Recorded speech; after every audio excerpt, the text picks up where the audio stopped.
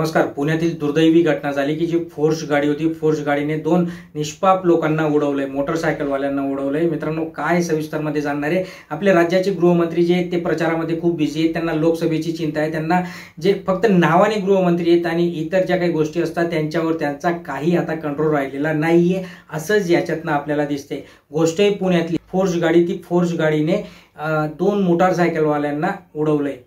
गाडी चालक जो होता, जो मुलगा होता, तो 17 वर्षाचा अल्पवयीन मुलगा म्हणताय आणि तो मद्यपान करून ही गाडी चालवत होता। रात्रीची वेळ होती, रात्रीच्या वेळेस त्याने दोन लोकांना उडवलं। दोन लोकांना उडवलं म्हणजे तो किती दारू प्याला असेल आणि केवढ्या स्पीडने त्याने त्या लोकांना उडवलं की त्यांचा जागीच मृत्यू झाला।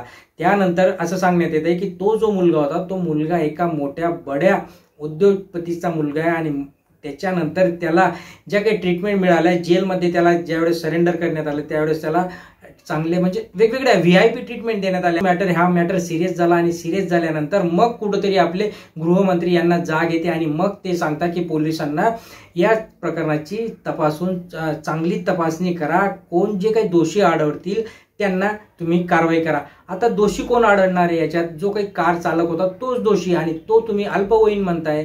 पण अल्पवयीन जरी म्हणताय तुम्ही, तर मग तो मद्यपान प्राशन करून कशी काय गाडी चालवू शकतो? रात्रीचे जे काही पेट्रोलिंगला पोलीस असतात यांच्याकडे कोणीही त्याला अडवलं नाही। जर तुम्ही रात्रीचे बार चालू ठेवताय तर मग तुम्हाला पोलिसांचा त्या एरियामध्ये, त्या परिसरामध्ये पेट्रोलिंगसाठी कंटिन्यू पोलीस असायला जावे। मग ही जी कार चालक होता, हा जो मुलगा होता कार चालक, हा सुटला कसा? पोलिसांच्या नजरेतून आड कसा झाला? आणि त्याने दोन लोकांना ठोकलं कसं? परत ते ठोकल्यानंतर त्याला जी काही ट्रीटमेंट मिळाली पोलीस चौकीमध्ये, व्यवस्थितरित्या एकदम VIP कंडिशनमध्ये सगळ्या गोष्टी पुरवण्यात आल्या आणि लगेच त्याला जामीन देखील मंजूर झाला। मग या गोष्टींमध्ये कोर्टाने ज्यावेळेस सांगितलं की याच्यावर एक 30 पानांचा निबंध लिहा आणि तो निबंध सादर करा। तो सादर केल्यानंतर मग काय गोष्टी होतील त्या आम्ही त्याच्यानंतर बघणार आहोत आणि जो काही आरोपी आहे त्याला आम्ही शिक्षा करू।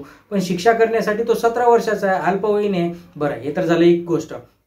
जे दोन निष्पाप लोक होते बिचारे, त्यांच्या घरचा, त्याचा मागचा पुढं, त्याला पण परिवार असेल, त्याला पण आई बहीण, आई वडील, परिवार असेल, काही असेल, त्याचं भविष्य, ते या सगळ्या गोष्टींना तर मूठमाती मिळाली। आता जागीच ठार झाले ते लोक। मग याला जबाबदार कोण? नेहमी जे म्हणतात की जिकडे उपोषण चालतं तिकडे लगेच पोलीस फौजा पाठवता। यांनी सगळे जे काही पोलीस आहेत ते लोकसभेच्या इलेक्शनसाठी लावलेत आणि त्यामुळे पोलिसांचा देखील आता शॉर्टेज आहे। मग पोलीस शॉर्टेज असल्यामुळे पोलीस भरती तर करत नाहीये, करतायत तर त्याच्यामध्ये फ्रॉड होत आहे। फ्रॉड झाला म्हणजे ती पोलीस भरती वर्ष दीड वर्ष परत पुढे ढकलण्यात येते। म्हणजे जे काही आहे सामान्य जनतेचा याच्यात यांना काही घेणे देणे नाही। सामान्य जनता मरा तरा, आम्हाला आमचा जे काही काम आहे व्यवस्थितरित्या आम्हाला लोकसभा निवडून आणायची आहे, लोकसभेमध्ये आम्हाला 400 पार करायचे। मग पुढचं पुढे बघू। सध्याच तुम्ही काय करा, तुम्ही चौकशी करा।